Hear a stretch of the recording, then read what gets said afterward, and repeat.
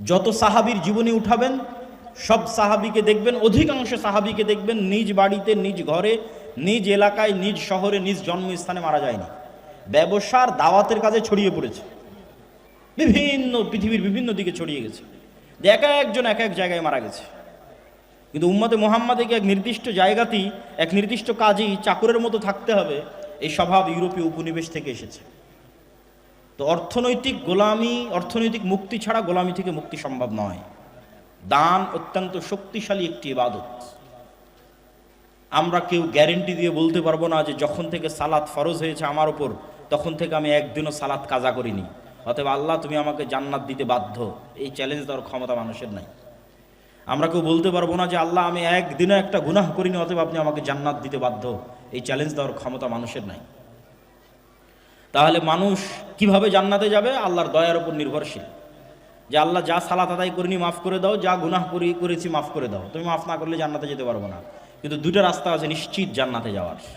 একটা হচ্ছে আল্লাহর রাস্তায় জিহাদ করে যদি কেউ শহীদ হয়ে যায়, ও জান্নাতে, জান্নাত ওর কাছে বিক্রি হয়ে গেছে। আর একটা টাকা দিয়ে যদি কেউ জান্নাত কিনে নেয়। কিভাবে টাকা দিয়ে জান্নাত বিক্রি হবে? কিয়ামতের মাঠে ধনী অবস্থায় উঠতে হবে, কিয়ামতের মাঠে কোটিপতি অবস্থায় উঠতে হবে, কোটি কোটি টাকার মালিক হয়ে কিয়ামতের মাঠে উঠতে হবে। কিন্তু ওই টাকার মালিক কিয়ামতের মাঠে নতুন করে হওয়া যাবে না, এই দুনিয়াতে থাকতেই কিয়ামতের অ্যাকাউন্টে জমা দিতে হবে। তাহলে কিয়ামতের মাঠে যখন কোটিপতি অবস্থায় উঠবেন, তখন যত পাওনাদার আছে, যত জরিমানা হবে সব পরিশোধ করতে পারবেন। দুনিয়াতেই যদি জরিমানা দিয়ে ইবাদতের কমতি পূরণ করা যায়, দুনিয়াতেই যদি জরিমানা দিয়ে গুনাহের কাফফারা দেওয়া যায়, পরকালের মাঠেও দেওয়া যাবে। হজ করতে গেছেন, হজ করতে গিয়ে ভুল হয়েছে, মুআল্লিম বলছে দম দাও, টাকা দাও, খাসি দুম্বা কুরবানি করব, ইবাদতের কমতি পূরণ হয়ে যাবে। রমজান মাস আসতেছে, দিনের বেলা স্ত্রীর কাছে যদি ভুলবশত গিয়ে থাকেন, কবিরা গুনাহ। টাকা দিয়ে গোলাম আজাদ করেন, মিটে যাবে। টাকা দিয়ে 60 জন মিসকিনকে খাওয়ান, মিটে যাবে। তো টাকা দিয়ে তো দুনিয়াতেই কাফারা আদায় হয়ে যাচ্ছে, কিয়ামতের মাঠেও হবে। কিন্তু ওই টাকার মালিক কিয়ামতের মাঠে নতুন করে হওয়া যাবে না, এখন থেকে হয়ে যেতে হবে। কোটি কোটি টাকার মালিক দুনিয়াতেই হতে হবে, আর দান করে এই টাকা পরকালে নিয়ে যেতে হবে। দেখেন ঈর্ষা, রাসূল সাল্লাল্লাহু আলাইহি ওয়াসাল্লাম বলছেন দুটো বিষয়ে ঈর্ষা করা যায়। তার একটা হচ্ছে যাকে আল্লাহ কোটি টাকার মালিকও করেছে, আবার সেই টাকা আল্লাহর রাস্তায় ব্যয় করার সুযোগও দিয়েছে। এটা রেয়ার, খুব অল্প সংখ্যক মানুষ পৃথিবীতে পাবেন। কোটি টাকার মালিক হলে তো মানুষ আল্লাহকে ভুলে যায়। কোটি টাকার মালিক হলে তো সে মদ, জুয়া, নারী, দুবাই, জুয়ার পাব, মদের বার, এগুলোই তার জায়গা যখন মানুষ কোটি টাকার মালিক হয়।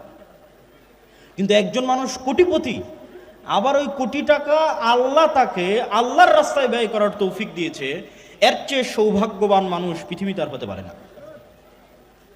এই সৌভাগ্যবান মানুষ হওয়ার চেষ্টা করতে হবে। এটা দাউদ এবং সুলাইমানের বৈশিষ্ট্য। ঘরে বসে থাকা যাবে না। কোটি কোটি টাকা ইনকাম না করলে মুসলিম উম্মার মুক্তি নাই। কোটি কোটি টাকা ইনকামও করতে হবে, আল্লাহর রাস্তায় ব্যয় করতে হবে। আজকের বিশ্বে আপনারা খুব ভালো করেই বুঝতেছেন, খুব ভালো করে, এটা গ্রামের মানুষও বুঝে, যে ভেনেজুয়েলার প্রেসিডেন্টকে হাত পা বেঁধে কেন উঠিয়ে নিয়ে গেল। সবাই জানে যে ভেনেজুয়েলাতে কোটি কোটি ব্যারেল তেল আছে, ওই তেল দরকার আমেরিকার। তাহলে এটা টাকার যুদ্ধ। ডলার ভিত্তিক অর্থনীতি যদি পড়ে যায় একবার, ডলার ভিত্তিক অর্থনীতি পড়া আর আমেরিকার পড়া একই কথা। আর আমেরিকার পড়ে যাওয়া আর গণতন্ত্রের বিলুপ্তি একই কথা। আর যেই দিন আমেরিকা পড়ে যাবে, গণতন্ত্র বিলুপ্ত হয়ে যাবে, ওই দিন অর্ধেকের বেশি মুসলিম দেশে খেলাফা কায়েম হয়ে যাবে, সময় লাগবে না। তাহলে মূল অস্তিত্ব ঠিক আছে কোথায়? টাকার উপর। ওই যুগে মুহাম্মদ সাল্লাল্লাহু আলাইহি ওয়াসাল্লামের যুগের মদিনায় যেমন টাকার কন্ট্রোল ছিল ইহুদিদের হাতে, আজ 1400 বছর পর সারা পৃথিবীর টাকার কন্ট্রোল ইহুদিদের হাতে। সব IMF বলেন, ওয়ার্ল্ড ব্যাংক বলেন, সুদী কারবারের মূল মহাজন হচ্ছে তারা। নাম কাওয়াস্তে মুসলমান দেশগুলো স্বাধীন হয়ে আছে, একটা স্বাধীন নয়। কেননা তারা সবাই টাকার কাছে বিক্রি হয়ে আছে, লোন নিয়ে, ঋণ নিয়ে। পাকিস্তান যতই শক্তিশালী হোক, বলুক আমার কাছে পারমাণবিক বম আছে, ওই পারমাণবিক বমের সুইচে বাটনে চাপ দিতে পারবে না আব্বাদের অনুমতি না হলে, যে আব্বাদের কাছ থেকে লোন নিয়ে রেখেছে। তাহলে গোলামিটা কোথায়? টাকার গোলামি।